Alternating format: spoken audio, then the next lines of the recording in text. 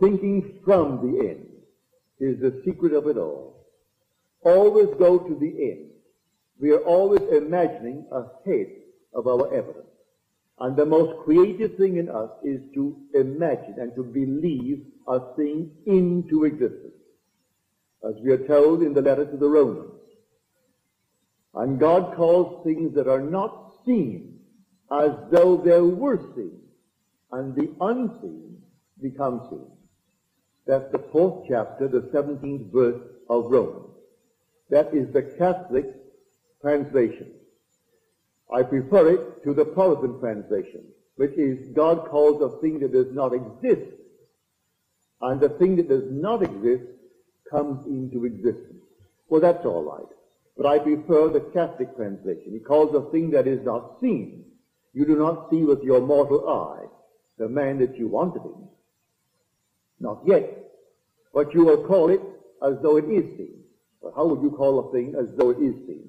You walk with the assumption that you are that man.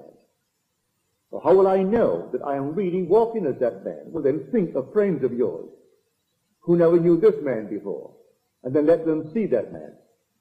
So when they pass you by in your mind's eye, they'll see the man that you're assuming that you are.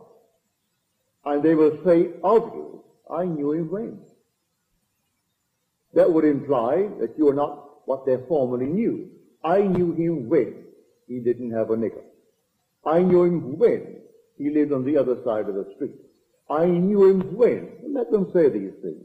All that would imply you are not that they knew, but they know this man now. The new man. So you dare to clothe yourself with the new man. And you walk as if it were true. And that's the way to success. As Shakespeare puts it so beautifully, it has been taught us from the primal state that he which is was wished until he were.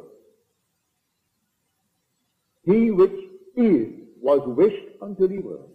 So let us become man and remain man until man becomes God. That's the story. So the gods become men. Male, female, may be then. So become man. That is male, female. And they remain in man until man awakes, man being all imagination. And then you are God.